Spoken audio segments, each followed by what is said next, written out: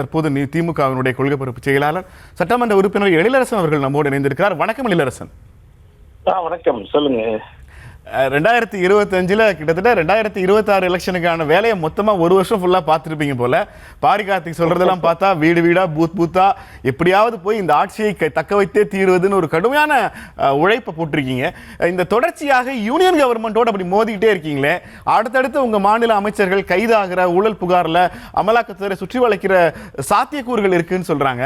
தமிழ்நாட்டில் நீங்க அதிமுக தாவேக்காவை சமாளிச்சிருவீங்க, எப்படி யூனியன் கவர்மெண்ட்டை சமாளிக்க போறீங்க எழிலரசன்?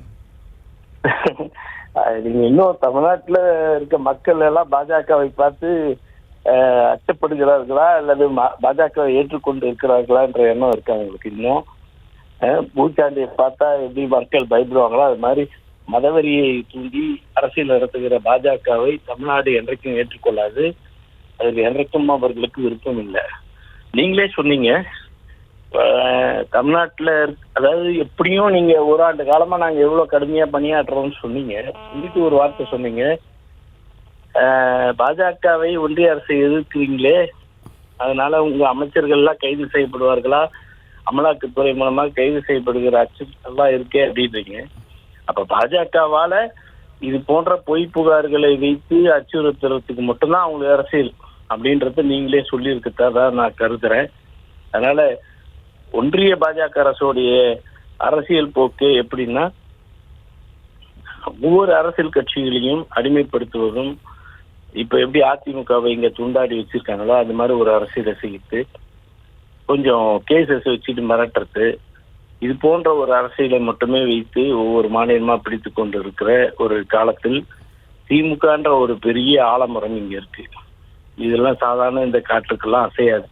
பல சூறாவளி காற்றுகள்லாம் பார்த்துட்டு புயலை எல்லாம் சந்திச்சுட்டு தான் இந்த ஆலமரம் நிற்கிது. அதனால எங்க இயக்கத்துக்கு பிறகு தோன்றிய இயக்கம் இந்த இயக்கம் பாஜக. அதனால அவங்களோட அச்சுறுத்தலுக்காக எல்லாம் எங்களுடைய மாண்புமிகு முதலமைச்சர் அவர்களோ, எங்களுடைய மாண்புமிகு துணை முதலமைச்சர் இளந்தலைவர் அவர்களோ இதெல்லாம் நாங்க கண்டுக்க மாட்டோம். லெஃப்ட் ஹேண்ட்ல டீல் பண்ணிட்டு போவாரு. நிச்சயமாக மக்கள் அவர்களுடைய மோசமான ஆட்சி முறையை பார்த்து கொண்டுதான் இருக்காங்க. மதவெறியை கொண்டு பண்றது, புதிய கல்விக் கொள்கைன்ற பேர்ல எங்க மேல இந்திய திணிக்க பாக்குறது, அதுக்கு அதை இந்திய கத்துக்கலன்னா எங்களுக்கு நிதி தரமாட்டேன்றது, இப்படி மோசமான நிலவரம் ஒரு பக்கம் இருக்கும்போது எங்களுடைய தலைவர் எப்படிப்பட்ட ஆட்சியை தந்து கொண்டிருக்காருன்னு உங்களுக்கே தெரியும். தொடர்ந்து தமிழ்நாட்டினுடைய ஒற்றுமைக்காக, மத நிலத்திற்காக எல்லா விதமான திட்டங்களும் செய்து கொண்டிருக்கிறார். கல்விக்கான மேம்பாட்டிற்காக பல்வேறு திட்டங்கள், கல்வி ஒன்றுதான் திருட முடியாத பெரும் சொத்து என்று சொல்லி, அது காலை சிற்றுண்டி திட்டமாக இருக்கட்டும், மாணவர்களுக்கு எண்ணும் எழுத்துமாக இருக்கட்டும், இல்லம் தேடி கல்வியாக இருக்கட்டும், உயர்கல்வி படிப்பதற்காக புதுமை பெண் தமிழ் புதல்வன் திட்டமாக இருக்கட்டும், பிறகு அவர்கள் என்ன படிக்க வேண்டும், என்ன முன்னேற வேண்டும் என்பதற்கு வழிகாட்டுதல் கூடிய நான் முதல்வர் திட்டமாக இருக்கட்டும், உயர்வுக்கு படி என்று அதிக அளவில் கல்லூரியில் சேர வேண்டும் என்பதற்காக தேடி தேடி பிடித்து மாணவர்களை உயர்கல்வி தவறவிடக் கூடாது என்பதற்காக திட்டங்களை வழங்குவதாக இருக்கட்டும், இப்படி தந்து கொண்டு இருக்கிற வேலை உங்களுக்கே தெரியும். இன்னைக்கு பாஜகவினுடைய மிகப்பெரிய மோசமான ஒரு ஆண்டாக கடந்த ஆண்டு, இந்த ஆண்டு முடியுது 2025.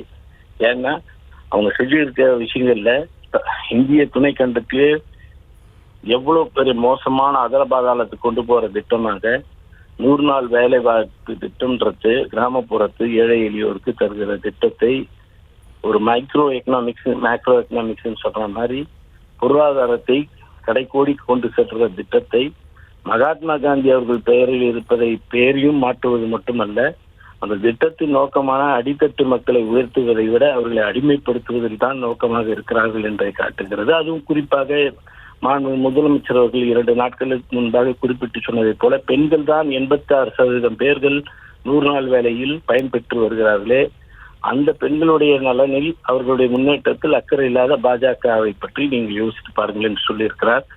அந்த நிலையில் எங்களுடைய முதலமைச்சர் தமிழ்நாட்டில் என்ன மாதிரி ஒரு பெண்கள் முன்னேற்றத்துக்கு கொடுத்துட்டு இருக்காங்க உங்களுக்கே தெரியும். குறிப்பாக 1000 ரூபாய் கலைஞர் மகளிர் உரிமை திட்டம் இப்ப பாத்தீங்கன்னா இந்த 2.5-3 ஆண்டுகளுக்குள்ளாக 28,000 ரூபாய் ஒவ்வொரு குடும்பத்திற்கு, ஒரு குடும்ப தலைவிக்கும் சென்று இருக்கிறது. எவ்வளவு பெரிய பொருளாதாரத்தை அவங்களுக்கு தர சப்போர்ட் பண்றதா இருக்கு. இது அவங்களோட அங்கீகரிக்கப்படாத உழைப்பை அங்கீகரிப்பதாகவும் அவர்களுக்கு ஒரு கௌரவத்தை, அவர்களுக்கு ஒரு சுயமரியாதை தருகிறது, தன்னம்பிக்கை தரக்கூடிய திட்டமாக இருக்கிறது. இப்படிப்பட்ட சூழல் வேலைவாய்ப்பு பொறுத்தவரையில ஒன்றிய பாஜக அரசு என்ன சொல்லிலாம் வந்ததுன்னு தெரியும் உங்களுக்கு. 2 கோடி பேருக்கு ஒரு ஆண்டுக்கு தரேன்னு சொல்லிட்டு இது வரைக்கும் தரல. நான் உங்களுக்கு சொல்ல வேண்டியது இல்ல. நீங்க சென்னையில இருக்கீங்க, அண்ணா அறிவாலயம் வாசல் முன்பாக அவ்வளவு பேர் போராடிட்டு இருக்காங்க.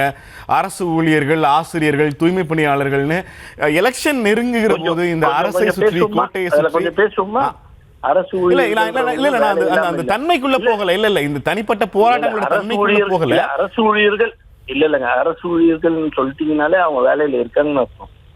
நாங்க வேலை கிடைக்காதவங்களை பத்தி பேசிட்டு இருக்கோம். நீங்க வேலையில இருக்கிறவங்களை பத்தி பேசுறீங்க.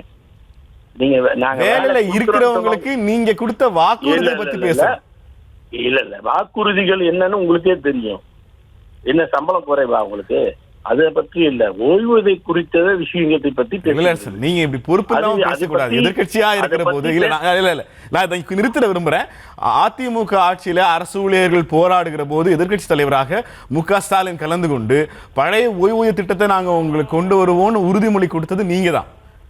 நீங்க கொடுத்த ஒண்ணு செய்யலன்னு கேட்கிற போது அவங்க எல்லாம் என்ன சம்பள குறைச்சலான்னு எப்படி கேட்க முடியும்னே?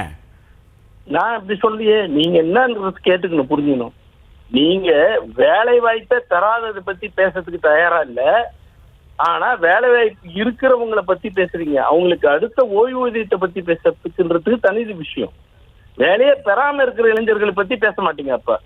அப்ப அவங்க எல்லாம் தருதலையே சுத்தட்டோன்றீங்க. அவங்களுக்கு எல்லாம் வேலை வாய்ப்பு. நம்ம அரசு டிஎன்பிஎஸ்சில எத்தனை லட்சம் பணியிடங்கள் நிரப்புவோம்னு வாக்குறுதி கொடுத்திருக்கோம். நம்ம கொடுக்கப்பட்டது நிரப்பி கொண்டு வருகிறது. அதை யாரும் மறுக்க முடியாது. இன்னைக்கு நீங்க வந்துட்டு ஒண்ணு புரிஞ்சுக்கணும். நீங்க என்ன வேலை வாய்ப்புகள் இருக்கோ அது வேலை வாய்ப்புகளே கொடுத்து கொண்டுதான் இருக்கும். இன்னொன்னு நல்லா உங்களுக்கு தெரியும், 58 வயது என்று இருந்த ஓய்வூதிய தன்மையை, ஓய்வு பெறுகிற வயதை 60 வரைக்கும் கொண்டு போயாச்சு. 60 வரைக்கும் ஆயிட்ட பிறகு கண்டிப்பா அந்த வேலை வாய்ப்புகள், அந்த ரிட்டையர்மெண்ட் ஆனாதான் அந்த வேகன்சிஸ் வரும் அரசு துறையில. அதனால அது நீங்க பார்க்க முடியாது. அதனாலதான் அதிகமான முதலீடுகளை பெற்று அதிக தொழிற்சாலைகள் கொண்ட ஒரு மாநிலமாக தமிழ்நாடு உயர்ந்து இருக்கிறது. எப்படிங்க நீங்க இவ்வளவு பேசிட்டு இருக்கீங்க? இந்தியாவோட ஆவரேஜ் என்ன ஜிஎஸ்டிபி? இன்னைக்கு தமிழ்நாடு ஜிஎஸ்டிபி 16.9 பெற்று ரிசர்வ் வங்கி வெளியிட்டிருக்கு. அப்ப இது நாங்களா வெளியிட்டோம்? நாங்களா சொல்லிக்கிட்டோம்? இந்தியாவினுடைய இரட்டை இலக்கு உள்ள ஒரே பொருளாதார இதுவாக மாறி இருக்கிறது. அதுவும் 16.9 சொல்லி நம்பர் 1 இருக்கு. இவ்வளவு அப்பட்டமாக வந்துட்டு பாஜகவினர் மாதிரி நீங்களும் கேட்கறீங்க பாருங்க கேள்வின்னு போதுதான் எங்களுக்கு ஆச்சரியமாக இருக்கிறது. அண்ணே 16% தமிழ்நாடு வளர்ந்திருக்கிறதுல எங்களுக்கு மகிழ்ச்சினே. ஆனா திமுக ஒரு வாக்குறுதியை கொடுக்கும் போது அந்த வாக்குறுதியை நிறைவேற்றலன்னு தேர்தலுக்கு 2 மாசத்துக்கு முன்னாடி அறிவாலய வாசல்ல போராடுறாங்கன்னா அது யாருக்குன்னு கேட்டது? நான் என்ன சொல்ல வரேன்னா, நீங்க ஒண்ணு புரிஞ்சுக்கணும். அப்ப நாங்க கேட்ட வாக்குறுதிகள் எதையும் பத்தி பேசலை. 505 வாக்குறுதிகளை 425 வாக்குறுதியை நிறைவேற்றிருப்பதை பற்றி பேசுவதற்கு நியூஸ் தமிழுக்கும் நியூஸ் தமிழ் நேயருக்கும் நியூஸ் என்னுடைய நேர்முகத்தை காணுகிறவருக்கும் மனசு இல்லையா? பாஜகவினோட குரலாவே ஒலிக்க தொடங்கிட்டீங்களா அப்படின்னு தான் நான் கேட்பேன். ஏன்னா வாக்குறுதிகள் உங்களுடைய கடமை, வாக்குறுதிகளை நிறைவேற்றுறது உங்க கடமை. ஏன் நீங்க இதை நிறைவேற்றல? மிச்சம் போனதை கேட்கறதா எங்களோட உரிமை. நான் திரும்பி கேட்டது பாஜகவை பற்றி இது வரைக்கும் நீங்க கேள்வி கேட்கலையே. ஆண்டுக்கு 2 கோடி பேர் தரேன் நாங்க. எப்பனா 20 கோடி பேருக்கு இருந்துக்கணும் வேலை. 20 கோடி பேருக்கு வேலை கொடுத்துருக்கா? அண்ணா 2024 நாங்க பதில் சொன்னோம்னே. 100 நாள் வேலை. 2024 யூனியன் கவர்மெண்ட் கொடுத்த வாக்குறுதிகளை நிறைவேற்றலங்கிறனாலதான் தமிழ்நாட்டுல 40க்கு 40 உங்க கூட்டணி கொடுத்தோம். ஏன்னா நீங்க சொல்றத செய்றீங்க, பாஜக செய்யலன்னு. நாங்க செஞ்சிட்டு இருக்கிறதுனாலதான் எங்களுக்கு கொடுக்குறாங்க. 425 வாக்குறுதிகள் கொடுத்து செஞ்சிருக்கணும்னா அப்ப அவ்வளவு மக்களுக்கு போய் சேர்ந்து இருக்கு. அவ்வளவு மக்களுக்கு போய் சேரவே தான் இந்த பொருளாதார முன்னேற்றம் ஏற்பட்டிருக்கு.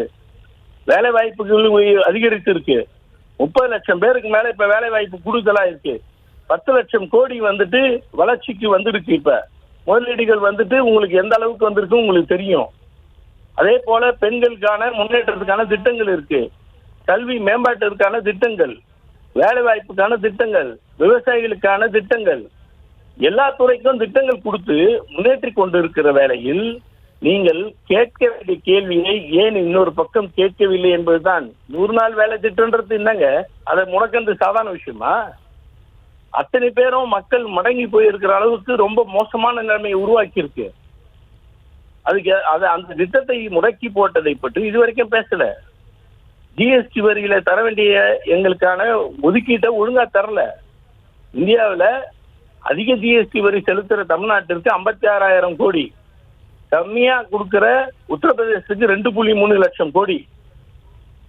இங்க மக்கள் தொகை கம்மினாலும் இவ்வளவு பெரிய பொருளாதாரத்தை இந்திய துணைக்கண்டத்துக்கு தருது. ஆனா யூபி தரல, அவங்களுக்கு அதிகமா தரீங்க. நீங்க அங்க தரத்தை பத்தி கூட எங்களுக்கு கவலை இல்ல, இங்க தந்த இந்த மக்களுக்கு தேவையான திட்டங்களை தரவில்லைன்றதான் எங்களோட கேள்வி. அத்தனை திட்டங்கள் அரசுல இருந்து நம்ம நேர கட்சிக்கு வருவோம். இந்த முறை தேர்தல்ல இளைஞரணி ரொம்ப பெரிய லெவல்ல உருவெடுத்து நிக்கிறாங்க அப்படிங்கிற ஒரு குற்றச்சாட்டு திமுக கட்சிக்குள்ளே இருக்கு. தலைமை கழகத்தை விடவும் இளைஞர் நிர்வாகிகளுக்கு நிறைய வாய்ப்புகள் கொடுக்கப்படுது. இன்னும் சொல்ல போனா ஒரு மாவட்ட செயலாளரை விட இளைஞர்களை பொறுப்பில் இருக்கிறவர்களுக்கு பவர் அதிகமா இருக்கு அப்படின்னு உதயநிதியை முன்னிறுத்துவதற்கான முயற்சியில் ஈடுபடுகிறதா திமுக கழகம்? அதாவது 1984 சிரிக்கிறாருன்னா அதுல 1000 பொருள் இருக்கும்னு எனக்கு தெரியும்ல. இல்ல நான் சொல்ல வரேன், 1982ல மாவட்ட அளவில் அமைப்பாளர்கள் போடப்பட்டது. 1980 தான் இளைஞரணி தொடங்கப்பட்டது. 1984 அப்பொழுது இளைஞரணிக்கு என்று 10 சீட்டுகள் கொடுக்கப்பட்டது. அப்பொழுது நீங்க நல்லா கவனிங்க, அண்ணா உருவாக்குற இயக்கத்துல வந்துட்டு பாத்தீங்கன்னா 25 வயது இளைஞர்கள் தான் அன்றைக்கு. அவரே 40 வயசு அந்த கட்சியோட தலைவர். அவருடைய அடுத்த தளபதிகளாக இருக்கக்கூடிய தலகர்த்தர்கள் அத்தனை பேருமே 25 வயது கொண்டவர்கள் தான். அப்படி ஒரு இளைய தலைமுறை என்பது எல்லா காலகட்டத்திலும் இருக்கத்தான் செய்யும். அது இருந்தால்தான் உயிரோட்டமா இருக்கும். அதனால 1980களில் தொடங்கப்பட்ட இளைஞர்களுக்கு 84 சீட்டு கொடுக்கப்பட்டது. 91ல அதிகமா கொடுக்கப்பட்டது. நீங்க 89ல இருந்த மினிஸ்டர்ஸ்லயே புதியவர்கள் பாருங்க, நீங்க இளைஞர்கள் தான்.